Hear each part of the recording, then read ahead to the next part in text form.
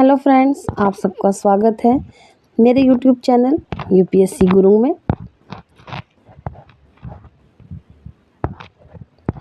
क्या आप जानते हैं कि एक कारतूस ने पूरे भारत में आग लगा दी थी?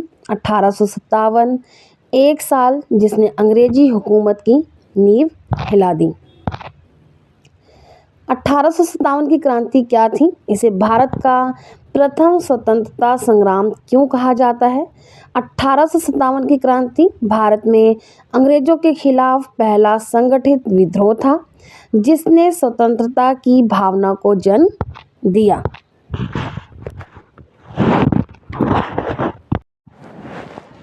एक सदी का गुस्सा। ईस्ट इंडिया कंपनी के 100 वर्षों के शासन ने भारत में एक विशाल विद्रोह की नींव रखी। यह केवल एक सिपाही विद्रोह नहीं था, बल्कि 19वीं सदी में उपनिवेशवाद के खिलाफ दुनिया के सबसे बड़े सशस्त्र प्रतिरोधों में से एक था, जिसने भारत में कंपनी के अस्तित्व को ही खतरे में डाल दिया। 1857 का विद्रोह, जिसे प्रथम स्वतंत्रता संग्राम कहा जाता है, भारत के औपनिवेशिक इतिहास में एक महत्वपूर्ण क्षण था। मेरठ में एक सिपाही विद्रोह से शुरू होकर यह तेजी से एक व्यापक विद्रोह में बदल गया, जिसने ईस्ट इंडिया कंपनी के शासन को समाप्त कर दिया और भारत में प्रत्यक्ष ब्रिटिश शाही शासन की शुरुआत की। पहली चिंगारी मंगल पांडे। 8 अप्रैल 1857 को मंगल पांडे को बैरकपुर में अपने वरिष्ठों पर हमला करने के लिए फांसी दे दी गई। उनका बलिदान विद्रोह की आग भड़काने वाली पहली चिंगारी बना। अफवाहों की शक्ति। एनफील्ड राइफल विवाद। सिपाहियों का मानना था कि एनफील्ड राइफलों की गोलियों पर गाय और सूअर की चर्बी की परत चढ़ाई हुई है, जिसने उनके धार्मिक और जातीय हितों को ठेस पहुंचाई। जनवरी 1857 में एक निम्न जाति खलासी ने एक ब्राह्मण सिपाही को इन्हीं अशुद्ध कारतूसों के बारे में चेतावनी दी थी, जिससे ये अफवाह पूरे उत्तर भारत में तेजी से फैल गई। मेरठ से उठी ज्वाला। 9 मई 1857 चर्बी वाले कारतूसों का उपयोग करने से इनकार करने पर 85 सिपाहियों को जेल में डाल दिया गया। 10 मई 1857 मेरठ के सिपाहियों ने विद्रोह कर दिया। उन्होंने कैद के लिए किए गए साथियों को मुक्त कराया, ब्रिटिश जांच अधिकारियों पर हमला किया और फिरंगियों के खिलाफ युद्ध की घोषणा कर दी गई। आम लोगों की भूमिका। यह केवल एक सिपाही विद्रोह नहीं था। जैसे जैसे विद्रोह फैला, आम नागरिक भी इसमें शामिल हो गए। प्रमुख शहरों में साहूकारों और संपन्न निवासियों को भी विद्रोहियों के क्रोध का सामना करना पड़ा, क्योंकि उन्होंने अंग्रेजों का सहयोग माना जाता था। विद्रोह ने स्थापित सत्ता और सामाजिक पदानुक्रम के खिलाफ एक व्यापक अविज्ञा का संकेत दिया। दिल्ली चलो। मेरठ में जीत के बाद सिपाहियों का अगला लक्ष्य दिल्ली था। वे अगली सुबह ही दिल्ली पहुंचे। उन्होंने दिल्ली से टेलीग्राफ संपर्क काट दिया और एक संगठित बल के रूप में मुगल साम्राज्य की राजधानी की ओर बढ़ चले, ताकि विद्रोह को एक वैध नेतृत्व प्रदान किया जा सके। सम्राट का नेतृत्व। विद्रोह को मिली वैधता। दिल्ली पहुंचकर मेरठ के सिपाही दिल्ली रेजिमेंट के साथ मिल गए। उन्होंने झिझक को रहे बहादुर शाह जफर को विद्रोह का नेतृत्व स्वीकार करने के लिए मजबूर कर दिया। सम्राट का आशीर्वाद मिलते ही यह सिपाही विद्रोह एक संगठित स्वतंत्रता संग्राम में बदल गया, जिसने शासकों और सरदारों को ब्रिटिश शासन के खिलाफ एकजुट होने के लिए प्रेरित किया। दिल्ली के पतन की गूंज। जैसे ही दिल्ली पर विद्रोहियों के कब्जे की खबर फैली, उत्तर भारत में विद्रोह की लहर दौड़ गई। 12 और 13 मई तक जो शांति थी, यह टूट गई। एक के बाद एक रेजिमेंटों ने विद्रोह कर दिया और दिल्ली, कानपुर तथा लखनऊ जैसे प्रमुख स्थानों पर एकत्र होने लगे। बहादुर शाह जफर के समर्थन ने जनता में नई आशा और उत्साह भर दिया। विद्रोह के नायक और नायिकाएं। कानपुर नाना साहिब, जिन्होंने स्वयं को बहादुर शाह जफर के अधीन पेशवा घोषित किया। लखनऊ बेगम हजरत महल और उनके पुत्र बिरजिस कादिर। झांसी रानी लक्ष्मीबाई और तात्या टोपे, जिन्होंने मिलकर अंग्रेजों के विरुद्ध युद्ध लड़ा। मध्य प्रदेश रानी अवंतीबाई लोधी, जिन्होंने एक सेना का नेतृत्व किया। विद्रोह की श्रृंखला एक शहर से दूसरे शहर तक। विद्रोह एक विशिष्ट संकेत के साथ शुरू हुआ। शाम को बंदूक की फायरिंग या बिगुल की आवाज एक शहर में हुई घटना ने दूसरे शहरों में भी इस तरह की प्रतिक्रिया को उकसाया। सत्ता के प्रतीकों पर प्रहार। पहला लक्ष्य हथियारों को चुराना और उसके बाद राजकोष को लूटना। सरकारी सुविधाओं जैसे कि दफ्तर, जेल और बंगले को नष्ट करना प्रमुख लक्ष्य बन गया। अंग्रेजों से संबंधित कोई भी चीज या कोई भी व्यक्ति निशाने पर था। फिरंगी राज की अस्वीकृति। जारी की गई उद्घोषणाओं में ब्रिटिश शासन की विश्वसनीयता पर सवाल उठाए गए। हिंदू, उर्दू और फारसी में जारी इन घोषणाओं में स्थानीय आबादी से फिरंगियों के खिलाफ एकजुट होने का आग्रह किया गया। यह केवल एक सैन्य विद्रोह नहीं बल्कि सत्ता की एक मुश्त अस्वीकृति थी। जब जनता सिपाही बन गई, जैसे जैसे अधिक सामान्य लोग शामिल होते गए, विद्रोह के लक्ष्य भी बदलते गए। प्रमुख शहरों में साहूकारों और संपन्न निवासियों को भी विद्रोहियों के क्रोध का सामना करना पड़ा। बही खाता जलाने जैसी प्रतीकात्मक कार्यवाहियां पारंपरिक सामाजिक व्यवस्था को उलटने की इच्छा का संकेत देती हैं। अफवाहों की शक्ति। एनफील्ड राइफल विवाद। सिपाहियों का मानना था कि एनफील्ड राइफलों की गोलियों पर गाय और सुअर की चर्बी की परत चढ़ाई हुई है, जिससे उनके धार्मिक और जातीय हितों को ठेस पहुंचाई। जनवरी 1857 में एक निम्न जाति खलासी ने एक ब्राह्मण सिपाही को इन्हीं अशुद्ध कारतूसों के बारे में चेतावनी दी थी, जिससे यह अफवाह पूरे भारत में तेजी से फैल गई। एक बड़ी ब्रिटिश साजिश का डर। अफवाहें फैली कि अंग्रेज हिंदुओं और मुसलमानों के धर्म को नष्ट करना चाहते हैं। यह दावा किया गया कि बाजार में बिकने वाले आटे में गाय और सुअर की हड्डियों का चूरा मिलाया गया है। मकसद सभी भारतीयों को ईसाई बनाना। भविष्यवाणी जिसने डर को उम्मीद में बदल दिया। यह भविष्यवाणी की गई थी कि प्लासी के युद्ध में 100वीं वर्षगांठ पर 23 जून 1857 को भारत में ब्रिटिश शासन का अंत हो जाएगा। चपातियां और एक अनकहा संदेश। पूरे उत्तर भारत में रात के समय एक गांव से दूसरे गांव चपातियां बांटी जा रही थीं।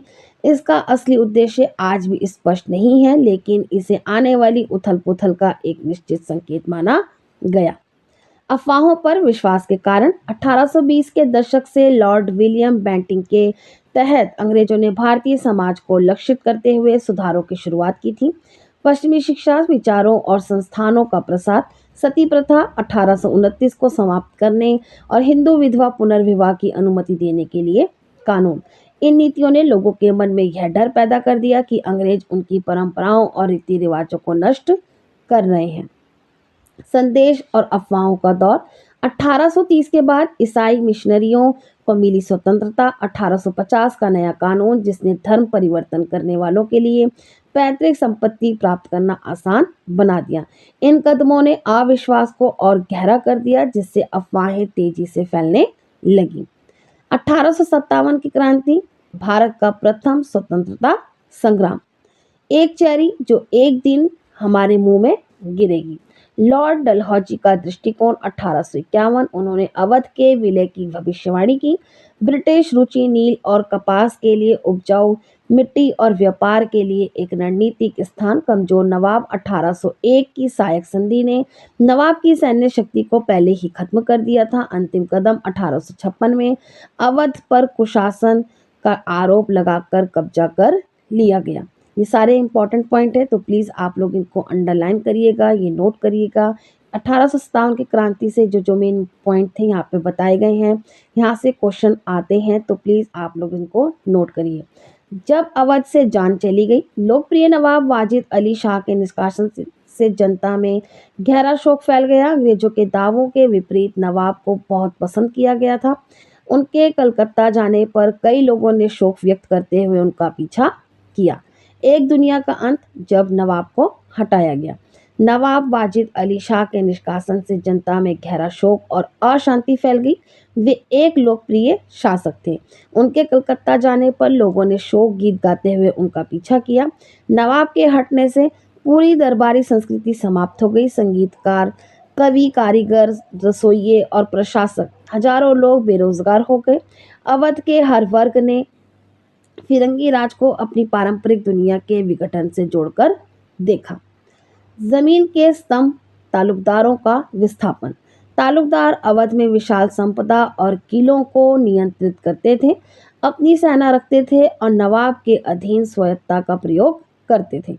ब्रिटिश शासन का उद्देश्य उनकी शक्ति को कम करना था। उनके किले नष्ट कर दिए गए और उन्हें निशस्त्र कर दिया गया।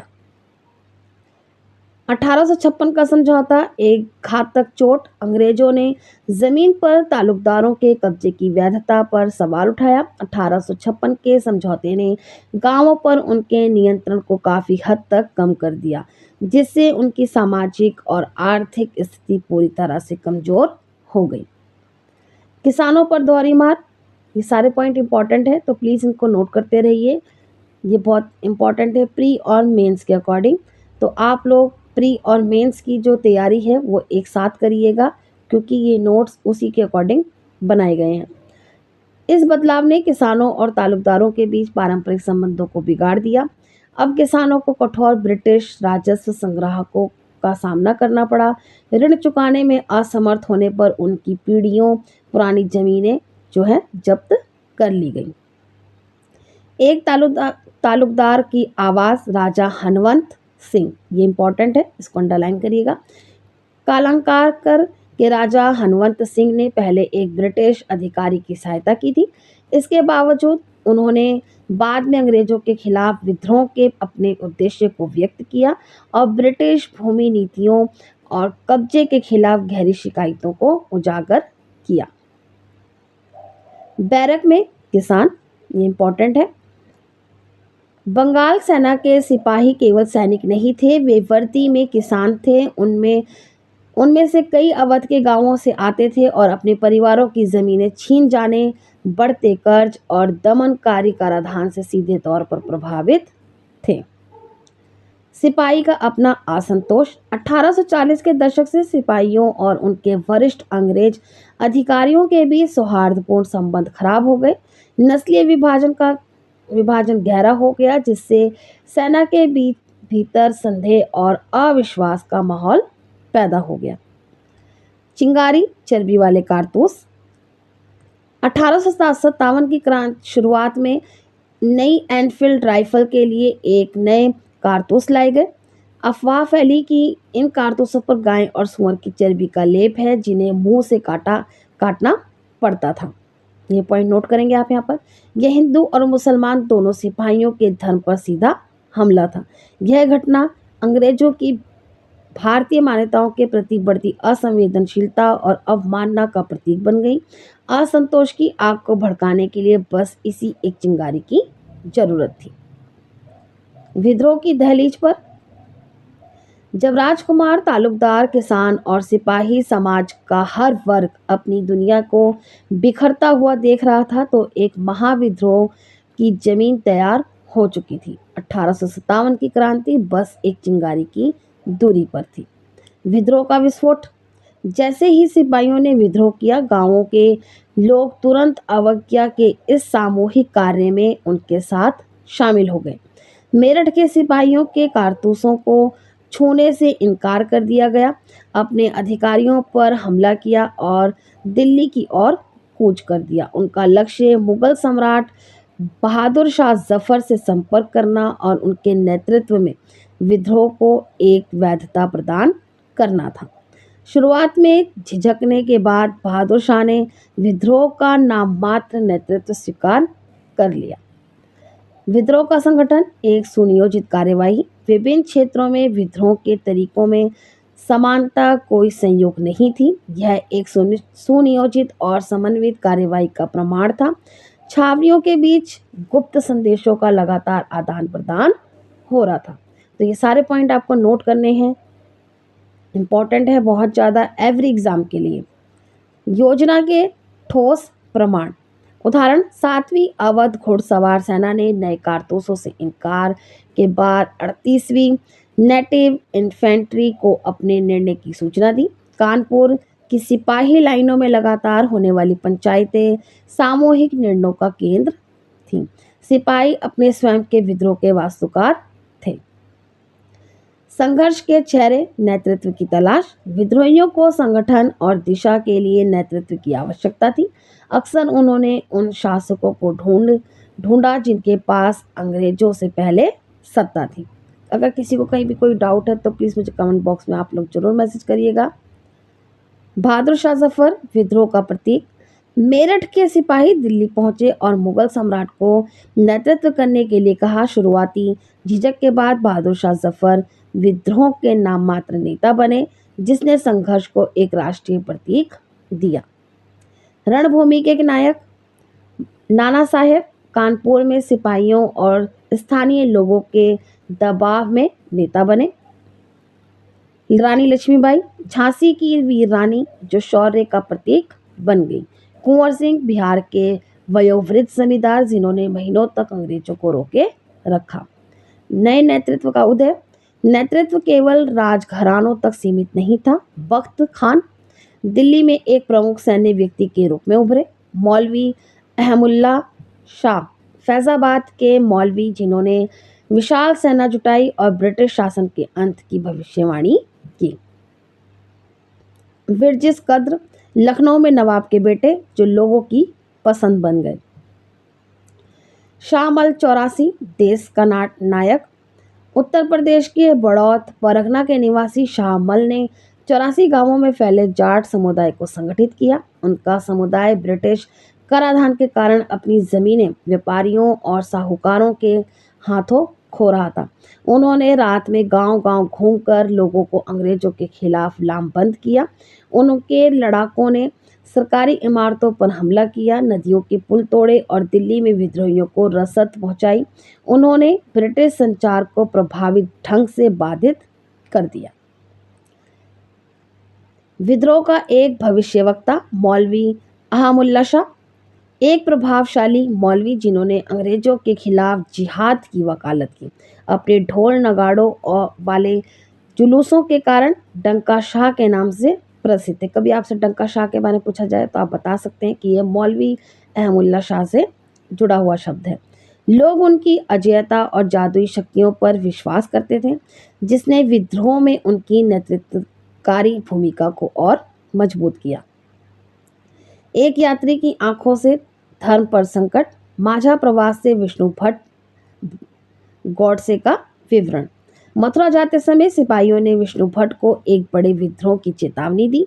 सिपाहियों का मानना था कि अंग्रेज हिंदू और मुस्लिम धर्मों को नष्ट करना चाहते हैं। उनकी 84 नियमों की एक सूची बनाई थी, जिसे कलकत्ता में राजाओं ने अस्वीकार कर दिया और धार्मिक युद्ध की गुप्त योजना बनाई। सिपाही की दुविधा।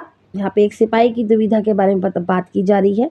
विश्वासघात और अविश्वास। ठीक है, आप इसको नोट करिएगा। यहाँ पर सूबेदार सीताराम पांडे के संस्मरण, यानी कि सिपाही से सूबेदार तक। 48 वर्षों तक अंग्रेजों की सेवा करने वाले सीताराम का मानना था कि अवध पर कब्जे ने सिपाहियों में अविश्वास के बीज बोए। अवध के नवाब और दिल्ली के राजा के एजेंटों ने सिपाहियों को यह कहकर भड़काया कि अंग्रेजों ने उनके राजाओं को धोखा दिया है। गाय और सुअर की चर्बी वाले कारतूसों की अफवाह ने इस आग को और भड़का दिया। ये चैप्टर उम्मीद है आप लोगों को अच्छे से समझ में आ रहा होगा। बहुत इंपॉर्टेंट है, तो प्लीज़ आप लोग इसको अंडरलाइन करते रहिएगा, नोट बनाते रहिए। नेक्स्ट है आजमगढ़ घोषणा, एक नए भविष्य का वादा। 25 अगस्त 1857 बहादुर शाह जफर के नाम से जारी यह घोषणा दमनकारी ब्रिटिश शासन को समाप्त करने और एक बेहतर भविष्य बनाने का आह्वान थी। इसका मुख्य उद्देश्य समाज के सभी वर्गों को एकजुट करना और उनके हितों की रक्षा करना था। सबके लिए एक बेहतर कल का वादा। जमींदारों की दुर्दशा। अंग्रेजों ने भारी राजस्व मांगे लागू की और जमींदारों को अपमान किया। बादशाही सरकार ने अधिक सम्मानजनक एवं उदार शर्तें प्रस्तुत की। व्यापारियों का संघर्ष। अंग्रेजों ने प्रमुख व्यापारियों पर एकाधिकार कर लिया। बादशाही सरकार ने देशी व्यापार को समर्थन देने और मुक्त करने का वचन दिया। हर वर्ग के सम्मान की बहाली। लोक सेवकों के लिए ब्रिटिश शासन के तहत कम वेतन और अपमान के बजाय उच्च वेतन और पदों का प्रस्ताव। कारीगरों के लिए ब्रिटिश वस्तुओं से बेरोजगार हुए कारीगरों को विशेष रोजगार के अवसरों का आश्वासन। पंडितों और फकीरों का आह्वान। अंग्रेजों को हिंदू और मुस्लिम दोनों धर्मों के दुश्मन के रूप में देखते हुए धर्म की रक्षा के लिए युद्ध में शामिल होने का आह्वान किया। एकता की शक्ति। हिंदू मुस्लिम भाई भाई। विद्रोह की घोषणाओं और नारों में बार बार हिंदू और मुस्लिम एकता पर जोर दिया गया। बहादुर शाह जफर के नाम से जारी घोषणाओं में दोनों समुदायों से अपील की गई कि वे मिलकर फिरंगियों से लड़ें, क्योंकि यह दोनों के धर्म, सम्मान और अस्तित्व की लड़ाई है। समाज का प्रतिकार। दिल्ली पर दो तरफा हमला। विद्रोह की तीव्रता को देखते हुए अंग्रेजों ने मई और जून 1857 में उत्तर भारत में मार्शल लॉ लागू कर दिया। दिल्ली के प्रतीकात्मक महत्व को समझते हुए उन्होंने दोहरी रणनीति अपनाई। एक हमला कलकत्ता से और दूसरा पंजाब से किया गया ताकि विद्रोह के केंद्र को फिर से हासिल किया जा सके। दमन का क्रूर चेहरा। पारंपरिक कानूनी प्रक्रियाएं रोक दी गई। सैन्य कर्मियों और यहाँ तक कि सामान्य अंग्रेजों को भी विद्रोह के संदेह में भारतीयों पर मुकदमा चलाने और दंडित करने का अधिकार दिया गया। विद्रोह के लिए एकमात्र सजा मृत्युदंड थी। दिल्ली पर पुनः विजय की रणनीति। आप इसको नोट करिएगा। यहाँ पर दिल्ली के प्रतीकात्मक महत्व को समझते हुए अंग्रेजों ने दो तरफा हमले की योजना बनाई। पहला मोर्चा कलकत्ता से उत्तर भारत की ओर, दूसरा मोर्चा पंजाब से, जो तुलनात्मक रूप से शांत क्षेत्र था, और इसका लक्ष्य रहा विद्रोह के दिल पर सीधा प्रहार करना। दिल्ली की मुश्किल लड़ाई। दिल्ली पर पुनः अधिकार करने के प्रयास जून 1857 में शुरू हुए, लेकिन पूरे उत्तर भारत से आए विद्रोहियों की भारी सुरक्षा के कारण शहर पर सितंबर के अंत में ही कब्जा हो सका। यह एक लंबी और खूनी लड़ाई थी। इसको नोट करेंगे आप यहाँ पर। गंगा के मैदान की चुनौती।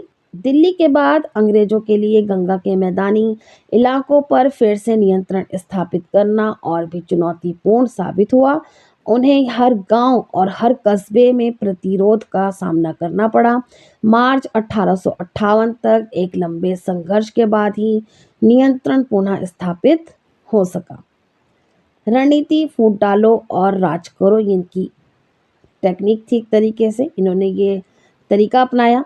इसको आप ध्यान से सुनेंगे। उत्तर प्रदेश जैसे क्षेत्रों में जहां बड़े जमींदारों और किसानों ने मिलकर प्रतिरोध किया, अंग्रेजों ने इस एकता को तोड़ने की कोशिश की। वादा।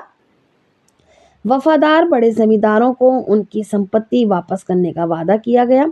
सजा। विद्रोही जमींदारों और किसानों को उनकी जमीन से बेदखल कर दिया गया। विद्रोहियों का अंजाम। अंग्रेजों की विशाल सैन्य शक्ति और रणनीतियों के सामने कई विद्रोही टिक नहीं सके। कई जमींदार और सिपाही या तो लड़ाई में मारे गए या उन्हें नेपाल भागने पर मजबूर होना पड़ा। जो बच गए उनमें से कई ने बीमारियों या भूख से है अपना दम तोड़ दिया। इतिहास का युद्ध। किसकी कहानी, किसका सच। विद्रोह की अधिकांश जानकारी ब्रिटिश दस्तावेज से आती है। अंग्रेजों ने अपने अनुभवों को पत्रों, डायरियों और आधिकारिक रिपोर्टों में दर्ज किया। यह दृष्टिकोण विजेताओं का है, जो स्वाभाविक रूप से पक्षपाती हो सकता है। विद्रोहियों की आवाज़ हालांकि कम है, लेकिन विद्रोहियों के दृष्टिकोण को समझने के लिए भी कुछ स्रोत मौजूद हैं। उनकी घोषणाओं, इश्तिहारों और पत्रों से उनकी मंशा, डर और उम्मीदों का पता चलता है। ये दस्तावेज हमें कहानी का दूसरा पक्ष दिखाते हैं। यहाँ पे आप देख सकते हैं जो दस्तावेज है। आप इसका स्क्रीनशॉट ले सकते हैं, इसको नोट आप कर सकते हैं।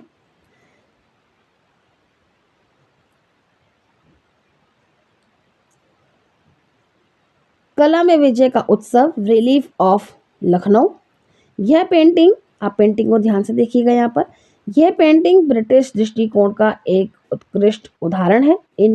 इसमें अंग्रेजों को नायक के रूप में प्रस्तुत किया गया है, जो घिरे हुए लोगों को बचा रहे हैं। कला का उपयोग ब्रिटिश अस्तित्व, प्रतिरोध और अंतिम विजय की कहानी गढ़ने के लिए किया गया है। अंग्रेज महिलाओं का सम्मान, भय और संवेदना का हथियार।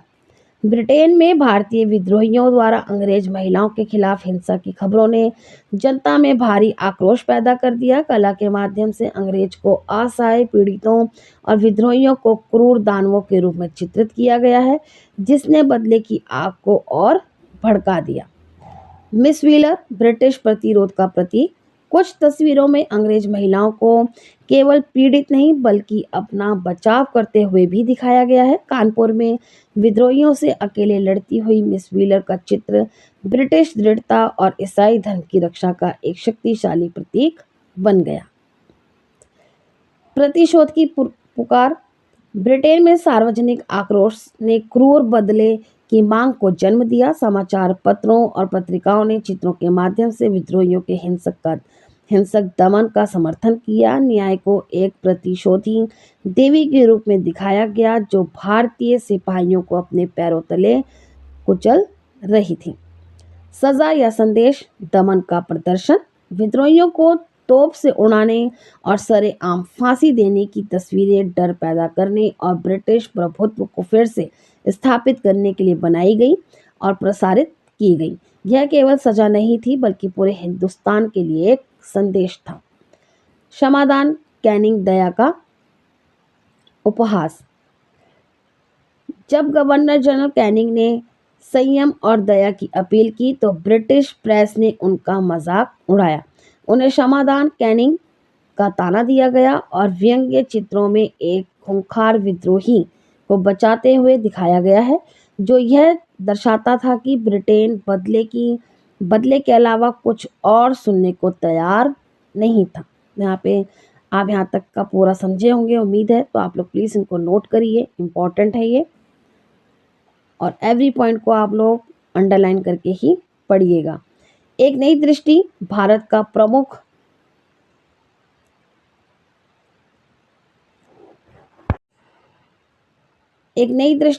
का प्रथम स्वतंत्रता संग्राम। 20वीं सदी में जब भारत में राष्ट्रवाद की लहर उठी तो 1857 की घटनाओं को एक नई दृष्टि दी गई।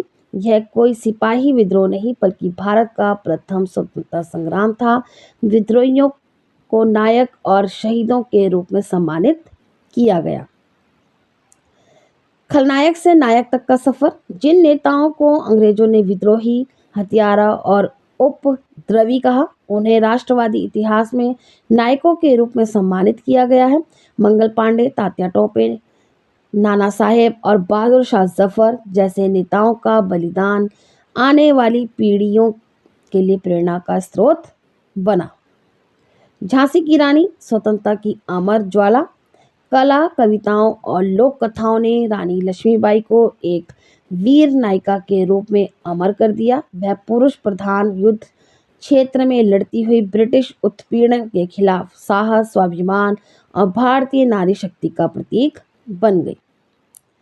कंपनी का पलटवार, क्रूरता और सैन्य शक्ति। विद्रोह की भयावहता से स्तब्ध ईस्ट इंडिया कंपनी ने पूरी सैन्य ताकत से इसे कुचलने का फैसला किया। इंग्लैंड से अतिरिक्त सेनाएं बुलाई गई। दोष सिद्धि को आसान बनाने वाले नए कानून पारित किए गए और दिल्ली, लखनऊ जैसे विद्रोह के प्रमुख केंद्रों पर हमला बोल दिया गया। दिल्ली का पतन और एक युग का अंत। आप इसको अच्छे से नोट करेंगे। यहाँ पर सितंबर 1857 तक दिल्ली पर अंग्रेजों ने कब्जा कर लिया। अंतिम मुगल सम्राट बहादुर शाह जफर पर मुकदमा चलाकर उन्हें आजीवन कारावास की सजा दी गई। सितंबर 1857 तक दिल्ली पर अंग्रेजों ने फिर से कब्जा कर लिया। अंतिम मुगल सम्राट बहादुर शाह जफर पर मुकदमा चलाकर उन्हें आजीवन कारावास की सजा सुनाई गई और रंगून निर्वासित कर दिया गया, जहां 1862 में उनकी गुमनाम मृत्यु हो गई। एक लंबा और रक्त रंजित संघर्ष। दिल्ली पर कब्जा विद्रोह का अंत नहीं था। अवध, लखनऊ और मध्य भारत में विद्रोहियों ने जबरदस्त प्रतिरोध जारी रखा। अगले 2 वर्षों तक अंग्रेजों के विद्रोह को पूरी तरह कुचलने के लिए एक लंबा और रक्त रंजित संघर्ष करना पड़ा। लखनऊ पर मार्च 1858 में जाकर कब्जा हो पाया। वीरों का पतन, रानी लक्ष्मीबाई जून 1858 में वीरगति को प्राप्त हुई। रानी अवंतीबाई एक संक्षिप्त विजय के बाद अंग्रेजों द्वारा घेरे जाने पर मृत्यु का वरण किया। तात्या टोपे आदिवासी और किसान समर्थन से गुरिल्ला युद्ध का नेतृत्व किया, लेकिन अप्रैल 1849 में पकड़े गए और मारे गए। प्रभाव, विद्रोहियों की पराजय ने आंदोलन को समाप्त कर दिया। अंग्रेजों की दोहरी रणनीति, दंड, कई सिपाहियों, विद्रोहियों और शासकों पर मुकदमा चलाया गया और उन्हें मृत्यु दंड दिया गया। सुलह, वफादार जमींदारों को पुरस्कार और पारंपरिक भूमि अधिकारों का वादा किया गया। उन विद्रोहियों को क्षमादान की पेशकश की गई जिन्होंने किसी यूरोपीय को नुकसान नहीं पहुंचाया था। विद्रोह ने ब्रिटिश शासन की नींव हिला दी। भारत के इतिहास में एक नए अध्याय की शुरुआत हुई, जिसमें सत्ता का समीकरण हमेशा के लिए बदला गया। सत्ता का हस्तांतरण, कंपनी राज का अंत। 1858 का अधिनियम, ये इंपॉर्टेंट है, ये आपका पॉलिटी में भी है और हिस्ट्री दोनों में है, तो इसको आप लोग स्पेशली नोट करिए। ईस्ट इंडिया कंपनी से नियंत्रण सीधे ब्रिटिश क्राउन को स्थानांतरित कर दिया गया। नए पद, भारत के लिए राज्य सचिव यानी कि secretary of state, India council द्वारा समर्थित। वायसराय, गवर्नर जनरल का नया पदनाम जो सीधे ब्रिटिश सम्राट का प्रतिनिधि था।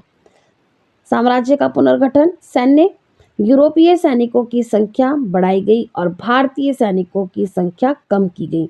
गोरखा, सिख और पठानों जैसे समूहों से भर्ती पर जोर दिया गया। रियासतें, विलय की नीति समाप्त। राजाओं को उत्तराधिकार का आश्वासन दिया गया, लेकिन वे ब्रिटिश क्राउन के अधीन हो गए। सामाजिक धार्मिक नीति, भारत के धार्मिक और सामाजिक रीति रिवाजों का सम्मान करने का वादा किया गया। अविश्वास और विभाजन के बीच मुस्लिम समुदाय पर संदेह, अंग्रेजों ने विद्रोह के लिए बड़े पैमाने पर मुसलमानों को दोषी ठहराया। परिणाम क्या हुआ? उनकी संपत्तियों को बड़े पैमाने पर जब्त कर लिया गया और उनके प्रति एक सामान्य अविश्वास का माहौल पैदा हो गया। नई सामाजिक और धार्मिक नीतियां, रीति रिवाजों का सम्मान, अंग्रेजों ने भारत के धार्मिक और सामाजिक रीति रिवाजों का सम्मान करने के लिए प्रतिबद्धता जताई। मुस्लिम समुदाय पर संदेह, विद्रोह के लिए बड़े पैमाने पर मुसलमानों को दोषी ठहराया गया, उनकी संपत्तियों को जब्त कर लिया गया और उनके साथ सामान्य अविश्वास का व्यवहार किया गया। 1857 की क्रांति, भारत के प्रथम स्वतंत्रता संग्राम की महागाथा यहाँ पर फिनिश होती है। उम्मीद है आप लोगों को ये चैप्टर अच्छा लगा होगा, पूरी जानकारी अच्छी लगी होगी। प्लीज़ आप लोग पूरे नोट अच्छे से बनाइए, इसको नोट करिए। यहाँ पे आपका ये चैप्टर अच्छे से फिनिश हो गया है। जिसको भी कोई दिक्कत है, प्रॉब्लम है, कहीं कोई डाउट होता है तो प्लीज़ आप मुझे कमेंट बॉक्स में ज़रूर बताइएगा। यहाँ पे आप लोगों को एक क्वेश्चन दिया जा रहा है, 1857 की क्रांति के समय भारत का गवर्नर जनरल कौन था? ये आप मुझे कमेंट बॉक्स में बताइएगा और वीडियो को शेयर करें, लाइक करें। और जो सीरियस एस्पिरेंट हैं, प्लीज़ उनसे मेरी रिक्वेस्ट रहेगी कि आप लोग चैनल को सब्सक्राइब करें, बेल आइकन प्रेस करें, ताकि कोई भी नई नोटिफिकेशन आती है तो आप वीडियो आता है आप लोगों को उसकी जानकारी मिल जाए। तो कल मिलते हैं नए वीडियो के संग, नए टॉपिक के साथ। तब तक के लिए आप सबको मेरा बाय बाय। जाने से पहले मैं आप लोगों को एक न्यूज़ और बता देती हूँ, अगर किसी को भी पूरा कंप्लीट नोट्स की PDF चाहिए तो प्लीज़ आप लोग मुझे कमेंट बॉक्स में ज़रूर बताइएगा। तो कल मिलते हैं नई वीडियो के संग, तब तक के लिए आप सबको मेरा बाय बाय। और इस क्वेश्चन का मुझे आंसर आप कमेंट बॉक्स में ज़रूर बताइएगा।